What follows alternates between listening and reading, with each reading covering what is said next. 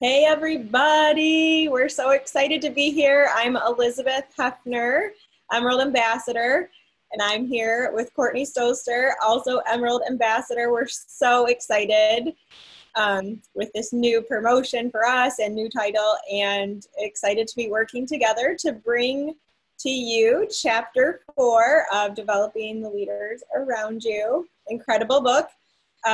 So many good nuggets in this whole book and this whole chapter. And it's really, really one of those books that you want to take a little bit at a time and really think about and meditate on and think how you can apply this to specific people on your team. If you are still new and you are still developing just one or two people, that is still huge and very important. And also, you know, we always have our family and our coworkers and our friends and our spouses. So there's always people that we want to use these skills, that we can use these skills to be better communicators and be more effective in our relationships anyway. So you can't really go wrong with these books. So Courtney's gonna get us started. Yes, exactly. Everything Elizabeth said. You really can't go wrong with, growing yourself as a leader. It's just so crucial in life if you want to go, further than you already are. Okay, so in chapter 4, he talks about, the crucial task, which is nurturing your team, nurturing your potential leaders, what to help them with and what you need to be doing to do that. So he talks about basically when you're nurturing someone, you're going to want to believe in them. You're going to want to encourage them. You're going to, let's see, he has the S, share with them, and then trust them. Okay. So when you do all these things, that just means that your leaders on your team are going to be more productive. So when your main job as a leader when nurturing, he talks about is modeling. So that means, what are you doing as a leader? Because ideally, your team is going to look at you as their leader, and you're going to be their model of how to do things and the right way to do things. And if your model is inconsistent, don't be surprised if your team's inconsistent, okay? So when you're modeling this for your team, you're going to want to have a strong work ethic. You're going to want to have good morals and character. You're going to want consistency, communication, and belief. So he lists those as, the main things that you want to be demonstrating to them. And they're just so important to have that trickle down to them in duplication. Yes, absolutely. I love just the little acronym he has right there on the first page, BEST. So believing in them, encouraging them, sharing with them, and trusting them. And that goes kind of both ways. So what are we modeling? What are we doing that our team is going to say, yes, I believe in my leader. I want to be encouraged by them, and I can see these great things that I want to be like. What is it that I want to share with them? Because I feel confident that they have something to help me with this particular situation, and that I trust them. So I love that that actually could kind of go both ways. And, they say that if you're doing X, Y, and Z, like you're doing, 90% of the proper activities that we talk about, IPA and reaching out, following up, doing the training videos, that our team is doing like half of that. And so modeling, again, is so important. And it's the same as like with our children. So when I hear my oldest yelling at the other kids, and I'm where did she get that from? And so it's the same thing. What is it that we're saying to our team and doing for our team and showing our team, because that's what they're going to know to do too. So I don't remember what page he talks about it on, but he talks about, no backstabbing, no bad-mouthing people, all of these things, general rules, and it's just incredibly important to have a successful team and to be a good leader. Building trust, I loved this. So trust implies accountability, predictability, and reliability. So building trust is just so important. And you really want to make sure that you can be trusted, you're trustworthy. I don't know, Courtney, what else do you think about that? Yeah, about building trust. I love it. He listed it's on 66 and 67. While you're talking about it, I was like, all right, where's that at? Yeah, trust is definitely something you earn. And you have to build that, you know.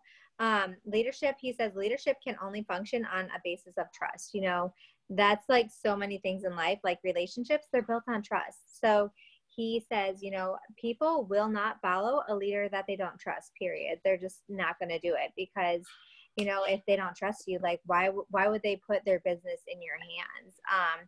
And it goes back to, you know, how he talks on page 63 about, you know, choosing a leader to model yourself after. And if you're their leader, which you should be, they're going to be wanting to model themselves after you. And they're going to go through, like anyone reading this book, like, you know, what is your model, you know, showing you? And if they're showing you things that are going to break that trust, like, you know, you're not consistent. You're telling them, hey, get on these team calls. Like, it's going to help you so much. And then they look and you're like, she ain't even on here. What's happening? So, and if they're just, you know, inconsistent about other things, you know, it's going to be hard for them to trust you as a leader. I love where he talks about, you know, where leaders make mistakes and being humble and being like, you know, if you do make a mistake, I'm so sorry. Like, I double booked calls. This is my fault. Like, I'm so sorry. Can we reschedule like one of them or whatever? So, you know, being able to admit when you're wrong is a huge thing, because, you know, people, they know we're not perfect. We need to be able to admit we're not. Right.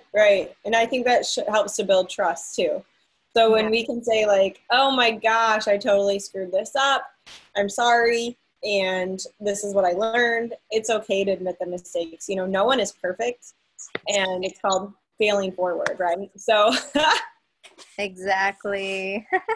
Yes. And I love where he talks about, you know, next on after that, he talks about offering time. You know, spending time with those key leaders on your team and helping them, you know, instead of just signing them up and letting them figure it out on their own. You know, like, people need the support. They need the help. I remember when I first started doing this business, Fallon she would call me it was every day. She's my sister though, so that's part of it. But she would hold me accountable. She'd be like, hey, it's team call. Are you getting on here? You know, she would set up those weekly times where we would just talk about our business. Yes. And that is so important. I love, you know, offering time because our time is so valuable. We have so many things that take time, like taking the children to the dentist takes time. And getting a meal on the table some days takes longer than we want it to, or that we think it should. Time is so valuable when we have so many things coming at us all in the same day. And so we really want to embrace that giving our time is an investment. It's an investment into that potential leader, and then you're going to get that return on investment. So I often will remind my team, like, okay, when we help them go silver, when you're going to help your person go silver, then they're getting a benefit of that. People are getting their health goals met, and you're going to have 3 people joining you. So if you have your 3 people, each get their 3 people, each go silver, that means 9 people have just joined you instead of you going out and recruiting 9 people yourself. And so, like, thinking of it like that. So sometimes it takes a little more time initially to develop a leader, to help them know what IPA is and how to do it and how to reach out and where the tools are in the back office and where to find things in Pink Power and different things. But then that investment pays off by 1,000-fold. Just like our children, we have to teach them how to put their clothes in the laundry, how to put the silverware away, how to fold the towels, whatever. But I will attest for this, that this summer, I mean, I can say, go clean the toilet, and they can do it. I can say, go clean the living room, and they can do it. And then they're even telling me, well, you're just telling us to do it, so you don't have to. And I'm like, absolutely, you know, but it's because we're all part of a family, and you need to know how to do these things. And so that return on investment will just stumble into this big snowball of huge growth. But definitely, you know, keeping our time with potential leaders and spending time with strong people, and then still spending time with each person on our team. You know, that's something you're going to want to talk to your sponsor with. on how to manage that, because we can't possibly spend 3 hours a day with every single person on our team, right? And so definitely of that. But I don't know, was it a podcast I listened to today or this book? I can't even remember, but he talks about, you know, like if you're spending time with your, like, so say you're the person being led, what are you doing with the knowledge that they're giving you? Is that in this book or was it a podcast? I can't remember, but he talked about it, or somebody talked about it today. Maybe it was Abby Kappa, but yeah, like basically, like, you know, if your leader's telling you these things to do, I'm pretty sure it was in this book. You know, they're telling you these things to do and they're coaching you. You have to take what they're telling you and do it, because your leader only wants the best for you. They want to help you. And if they're spending that crucial 20% that we have to give to our team, if they're spending that on you, that means they see value in you and they see that, you know, you have that potential and they want to help you. Like, do not take it for granted. Like, take it and just run with it, because it's, you know, 20% is not a lot of time that we have to give to everyone. Right. Yep. So making that investment in them and really believing in people and encouraging them. You know, when you see somebody make their first post, like, make that a big deal. When you see them just put a lot of care into a post, or maybe it's the first time they're sharing a business post, like, make sure you're encouraging that and reinforcing that, so that they know, like, okay, I feel more confident. I feel better about doing that, and I can continue to do that. So I think that, I mean, it just really comes down to focusing too on encouraging and seeing those amazing things and focusing on those and letting them know what the expectations are, rather than focusing on criticism. So we don't, like, yes, there is some times where we want to be like, okay, you know, maybe this wasn't the best thing to do. Could we try this instead? But around that, that's like I think we just refer to this as like the sandwich technique. So you're going to give like a really positive thing. This is really, really good. Da, da, da, da, da. I really liked this. Okay, this we need to maybe fine tune a little bit, and then another like positive thing. And in letting people know, like, they just don't know. Like my kids, they don't know what I expect out of them if I don't tell them. Like, we had a huge watermelon spill today. I was telling Courtney, and I could have just been like, oh my gosh, why would you do that? I can't believe that you spilled a watermelon bowl and da-da-da-da-da and da-da-da-da-da and just gone crazy. Instead, I said, okay, we have a spill. Take the rollerblades off, clean it up, and wipe up the floor twice. You know, like, this is what we need to do in order to now manage this situation. And I think that we need to remember that with our team too. Like, they just don't know. They don't know. They've not done this before. And so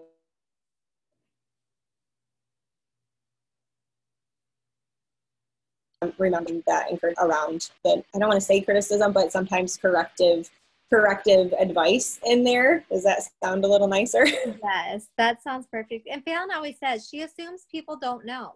You just assume people don't know, like, because they probably don't. Like, there's so many things I didn't know, like, as far as Plexus goes, like, starting this. So assume people don't know, and that they need, you know, the training, because they do. And, you know, that's why they're with you. They trusted you with their business, and they joined you as their leader. So, and exactly what you said about belief and encouragement, believing in people. You know, if Fallon didn't believe in me, if she didn't constantly say, girl, you're going to be a jewel, you're going to do this, you're going to do this. Like, and she didn't say that to me all the time, I probably wouldn't have done it, honestly. Like, cause I didn't believe in myself. Like, most people don't believe in themselves. So having that belief for them and giving them that encouragement, is so important. For sure. Yep. I definitely love that. And I had a thought when you were talking, and of course I lost it. I guess it is part of that, like, encouraging into and giving expected behavior. Like, you know, I could easily tell my kid in the doctor's office, stop it, sit down. What are you doing? What are you doing? But instead I say, here, take these pens and draw on the paper, but stay on the paper, don't draw on the mat. Or, okay, I want you to sit here and want you to look at this book. You know, like, here's what I need you to do. this is what I expect out of you, not why would you do that? Why did you share that post instead of copy and pasting it? You know, but saying, oh, I love that you're sharing. It looks better. It's better to meet our friends and family. It's better on your wall for people to see you posting it. So please copy it, save the picture, paste it, you know. They just don't know. And so we want to be corrective and encouraging all around that. So definitely good. And then that goes on to providing security. They're going to feel more comfortable with us if we're helping them see and guiding them through what to do. Then that's going to provide that security. And when they're more secure with the situation and the relationship, then they're going to feel more comfortable to do things that are hard, you know, getting out of the comfort zone. Yep, exactly. That is exactly it right there. I love that. So yeah, this book just had so much good stuff. I guess the next thing he talks about is, you know, holding high hope. And I think that kind of goes into belief as well. You got to give them hope. You got to give them the vision. A lot of times people, you know, if they, you know, they don't end up working in business or whatever, it's because you didn't really give them vision sometimes. So I think that is part of that. And I love the story he had where the guy's shop burned to the ground and he was so positive. He wrote a sign on his table and he said, everything lost except wife, children, and hope. Business will resume as usual tomorrow morning. So keeping that positive mindset, especially because, you know, your team needs that. Like, obviously we can't always be 100% everything. We're going to have hard days, but so is everybody else. Like, there's nothing that makes my life easier than Elizabeth's or her life easier than mine. We all have our struggles and we just have to be positive and, you know, keep the positivity for our team. Yes. Yep. At the end, it really talks about, you know, when we work with people, we of course are going to work with anyone that wants to do this opportunity with us, right? But also when we see those people, when we see our friends that we want to do this business with because they have that similar philosophy or mindset or personality or goal, like, of course, we're going to like really encourage that, right? We're going to really build on that. But we also want to determine what it is that they need. So moving forward, like, I'm a physical therapist, so I can't go into every single patient room and go, okay, we're going to walk 500 feet. We're going to do a flight. I work in a hospital. We're going to do a flight of stairs. We're going to do these set of exercises.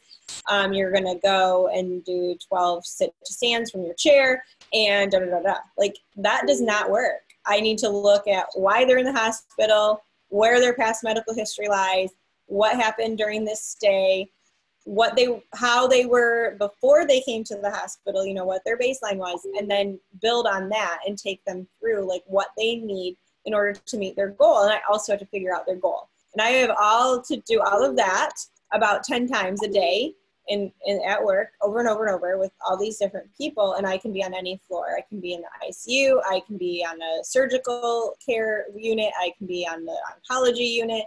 I can be on ortho unit. You know, you never know. And so every patient I have is so different. And every person on my team is so different. So I need, you know, we all have this, like when we get started, like, tell me what to do. Where's my checklist on how I get this person to gold, you know? And that is not the case because we need to look at where they're at and then take them through the steps at their pace and their level. And it doesn't mean we're not going to push them. It just means that we have to figure out, okay, where are their strengths?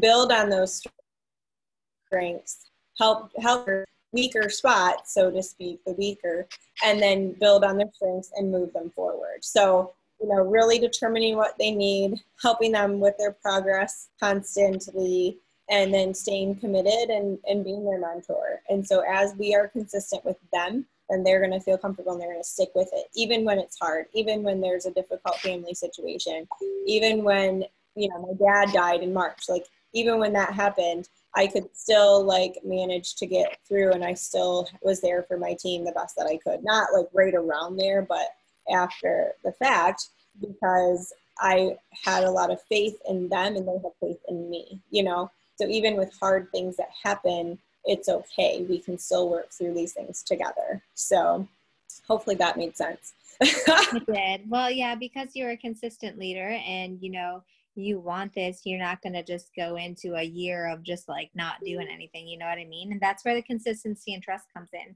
You know, if she were to do that and just fall off the face of the earth, you know, her team's not going to trust her. And then when she was ready to get back to work, they'd be like, sorry, we darn moved on without you. I don't know. But yeah, Right. It's just so important for sure. Right. Well, I think during that time I needed my team. Like I needed them. Like, hey guys, I can't even think right now. I just really need you to pray for me. And that's what happened. And it was incredible. So my team was building me up during that time. And my sidelines, like so many people and in Pink Power, all of you, like I had so much support, and it was like breathtaking. It was very overwhelming in a positive way. It was very good. Yes, that is the beauty of it all for sure. Is the support. All right. Well, I guess it's time for a break off, right? I think so. Okay. Tiffany's texting me what she's saying. We on discussion? No. So we're gonna start discussion. So Elizabeth, are you guys breaking off then? We're breaking off. So do you want me to end this recording?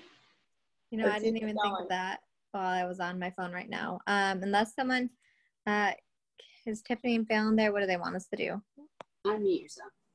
Oh, she can make you a host, Courtney. But she's on your phone, she said. Oh. Who has a better idea? And stop recording them. Well, whoever's on a computer has to take over the host. No, you can record now from a phone. Or you can record from a phone. I can record if need be. I'm on my computer. So what do I do on this one? Do I stop Send it to Tara. Do I stop this recording? I think you just leave it going. You make the other person just make the someone host, a host and leave it going. and then just head on out. And if you're not on Elizabeth's team, I don't know who else breaking off. Rochelle's team is breaking off. If you're not on Rochelle's team or Cody's team, stay put. Don't go anywhere unless your team, unless you know they're breaking off. Don't just leave. Who am I making the host? Tara, I think. I don't know how to Someone do that. said something. Where is she? I couldn't see her name real quick. It was Anna, not Tara. Oh, Anna. Yeah, I mean, I can help.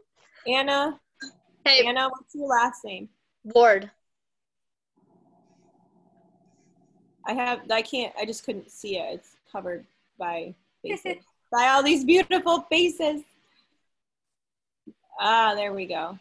More. Make host. Okay. And it's recording. Right, Yep. Well, thank you, Elizabeth. Thanks, guys. So if I leave, it won't mess it up, right? Nope. Okay. Bye. Bye. Bye. All right, Anna, take it away. Snap. Tell us what you thought. Oh my gosh. You're like, I'm never volunteering for this recording. No, I'm definitely volunteering. I just wished it wasn't today's. Season, yeah. Yeah, anyone can totally speak up and tell us what you thought of everything. Like, what's your main takeaways?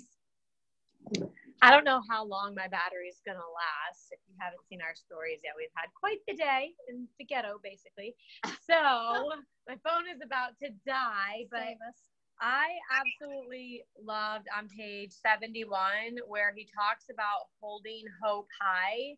And one of a leader's biggest responsibilities is making sure everyone sees the potential in every situation and staying positive despite the circumstances. And actually that kind of applies to our situation today, but I was just thinking in general, I feel like no matter what's going on with your team, you are, like Bob Heilig says, you are the thermostat for your team. You are the one who sets the temperature when people are depressed or when they are needing some encouragement. That's your job to make sure they feel excited and motivated and finding solutions when they're down. And I feel like that's definitely something I do a lot of as a leader. So that was probably my favorite part in this chapter among all the other things, but I just really liked that one.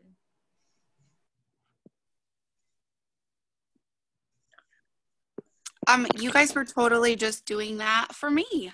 Like with everything that's going on, Fallon, I would say that when I read those words, hold hope high, I wrote that down and I'm like, I am going to make a sign in my house that says that, because it's just so powerful. And there's just like multiple life situations that like I'm walking through and other people very close to me, and just like that never letting go and always holding hope, like, and then also sharing that with the people around you, because sometimes somebody else is going to maybe lose theirs for a minute and you can be that person that gives that to somebody else. And it just reminds me again, like over and over, that plexus isn't just about like taking a couple pills every day, like it, and your gut health. It's about your whole life health and this huge impact that it makes in so many different ways. So that was my favorite line too, Fallon. Megan, I agree with you on that. After you mentioned just how it's like really just overall life and just impression, like holding your hope up. One of my most recent ads is a family member, and she just kept saying, honestly, what really inspired me was the fact that you're a mom of a 4-month-old who's medically fragile, and yet you're reaching out, you're posting all excited things, even on the hard moments. You're just like, here's the bright side of it. And I didn't even think that could have an impact on just those who I'm really hoping to get them to have a better health journey, but apparently made just that big impact. And hearing you guys and then thinking about that just made it really connect. So definitely understand that hope held high starting too. Yes, I totally agree. A lot of people are watching and they notice these things too. I liked on page 62, I have underlined where he said, great leaders know the difficulties and nurture their people anyway. I really thought that was, to me, that's like the true measure of somebody's ability to lead, is even when they're difficult, like nurturing them through that, because I know that's been an area that I definitely had to grow in, just not getting frustrated just because someone is struggling. I think sometimes, depending on certain personality types, the tendency is to just hurry up and fix it. And sometimes fixing it, if you're not in the South, that just means like, you're fixing to do it. I'm ought to. Sometimes I just want to hurry up and do it myself, and it takes time. And Brittany said one time, she's like, you know how you spell love? Do you know how you spell love? And I'm like, yes, I teach school. She's like, you spell love Time.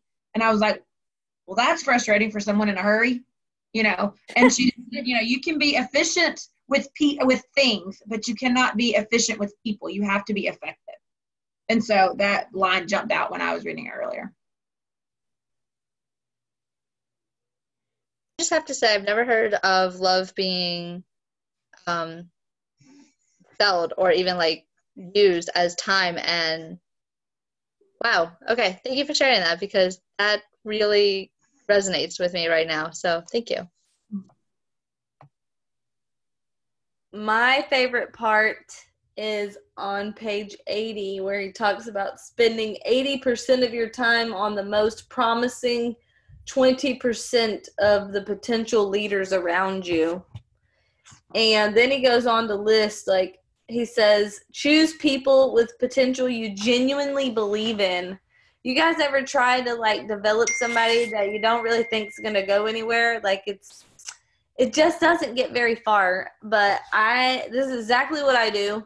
If I see somebody who has leadership potential, that today I saw it, as a matter of fact, she might even be on this call, but I was talking to one of my leaders and she was telling me about somebody on her team. So I went to her Facebook and I just looked and I'm like, oh, I'm going to talk to this girl. And so I spent an hour on the phone with the one girl, and then later in the day with the other girl, because this team is going places. And so whenever you see somebody like that, then you bend over backwards to make stuff happen for them. And generally, it's going to be your top 20% who produce 80% of your points anyway. So that's definitely where you want most of your time to go. And you make those people your best friends. Also, you really should. Yep, That Dawn is- always did say, she said like her closest friends and her favorite people were always the ones who succeeded, probably because of all those reasons you just said. Yes. And I was going to love everything you said about the 80-20 Brit. That's a lot of what I preach, especially recently. And I've seen a change just in my business with a lot of my leaders by focusing on that 80% of their time with the 20% that want this. You don't need to be working with, you know, the 10 people that you have, or, you know, however many people you have total. You don't need to work with all of them. Just the, you know, those 80% of your time with those 20. So I also liked where he said, just kind of remembering that when people start with you, you know, and they're beginning their journey, he said, you know, remember best, believe in them, encourage them, share with them, and trust them. And I think that it's so important never to prejudge people, because there's been so many times where even before anybody coming in, I'm like, oh, they're never going to want this, or never going to want to do that, or anything like that. And you just never know. And it's really up to us as a leader to, you know, to believe in them, because a lot of people, they can't see that for themselves. A lot of how I was like, oh, I'm not doing any more network marketing stuff. I am so far beyond that. Like, no, thank you. And Fallon's just like, girl, you could really do this. You could do good. And she just kept telling me and encouraging me, and she kept sharing it with me. And I think that's important. Y'all, even if they tell you tonight, tomorrow, next month, they don't want to share, you know, I remember Brittany and Christina and their story. Christina shared a while, you know, a couple years or whatever it was after that. Continually share with them, because this truly is a gift. And if people can see that vision, they're gonna run with it. And then, you know, just trusting them, just, you know, helping them to do their best, and trusting them through everything and all of that. I think that just really sums up how you should have your mindset when people first come into this. And don't, you know, count anybody out, because you really do not know the potential somebody has. And remember, it's not about them. It's about, you know, who they know and who they know. And we all can develop into a great leader. So I love that. I like when he talked about providing security. And he said that, you know, a lot of people people are never more insecure than when they become obsessed with their fears at the expense of their dreams. And that this business is so much personal growth, which can oftentimes lead to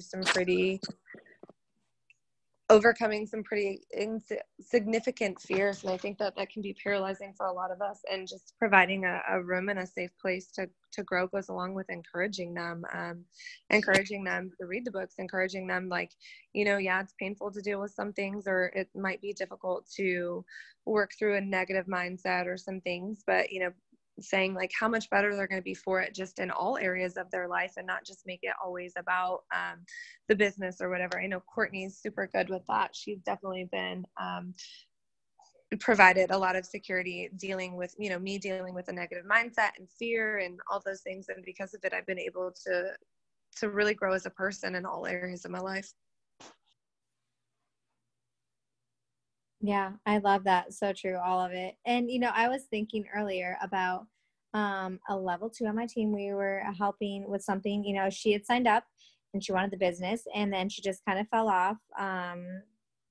She wasn't doing anything with the business, still loving the products. And, you know, the level 1 on my team was still her friend. She still helped her. This girl had some things going on that she needed counsel with. She needed a strong friend. And now it turns out this girl wants the business and she's just ready to go with it. And you just never know when the timing's going to be right for someone. And, you know, just nurturing people in that way too. Like, even if they aren't, you know, running with it right this second, you can still spend a little bit of your time just helping people who truly need a friend.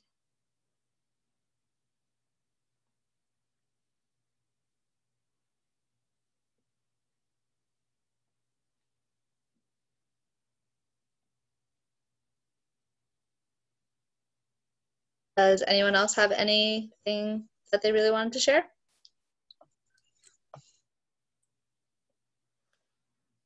Yes. Any other thoughts from anyone who hasn't shared? I don't want to keep talking. I've already talked. The guy, is it an anagram when it's like the letters that trust? He did best. That's the one that Tiffany said. And then time, the trust, saying that it stands for time, respect, unconditional positive regard, sensitivity, and touch. And I loved the unconditional positive regard. That's like kind of what you guys are talking about always holding people in that high esteem and believing in them and making sure that they know it. I know, like, I tend to be the kind of person that, like, you're going to know that I love you because I'll do things for you, because I'm going to work hard for you, because I'm all of these different things. And sometimes I forget to actually tell people, like, I believe in you. Courtney has always been, and Fallon have always spoken into me, like, you can be a jewel. You can do this. Like, you would be so good at this. You would, if you just, like, go for it. And from the very beginning, when I was like, no, I don't need that, they've always been that for me. And saying, and being able to know that and really get to the point where I believe that, and then being able to do that is like modeling that for the people that come alongside me. I think that that's a really good thing to remember, that's what to look for, but to also give, because people are looking for that. Like, that again feels like this huge void in so many people's lives. It's not, people want to get healthy, but there's so much more that people want. This kind of community that we have right now, the trust and the, like, how many people have wanted their whole life to have friends that, like, unconditionally accept them and respect them and will spend time with them and be sensitive to their needs. Like, so much good stuff. You know, going off of that, I don't know how many of you watched the book launch with John Maxwell, but I was there, and he was talking about just this community and the support that network marketing provides. Like, he's just never seen anything like it, and I haven't either. And as I was there with Jen Hawkins and Suzanne Clinton and all of these other super successful diamonds, and they're just such real people, and everyone, you know, people had some stuff going on, so everyone was praying and just coming together as a community and loving each other. That is what network marketing is. It's just this built-in personal growth, and it's the whole experience. It's not just a paycheck, and it's not just the products. It's all of this that we have. And I love too on page 75 where he says that about people being fearful and not taking risk, and how he says people are never more insecure than when they become obsessed with their fears at the expense of their dreams. And I just thought that was a really good sentence to think about. How many people are afraid of success, or more than that, afraid of failure, so they hold themselves back. As leaders, we need to provide an environment where we're taking risk and we're failing and we're coming back out of it, or we're taking risk and we are succeeding. We're facing our fears and we're coming out of it, so that they feel like they can do the same. They feel like there is hope. They don't have to live in fear of what other people think or whatever. We're leading by example.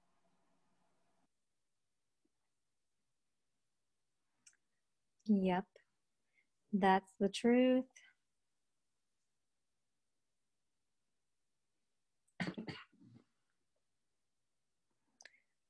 All right. Anybody else?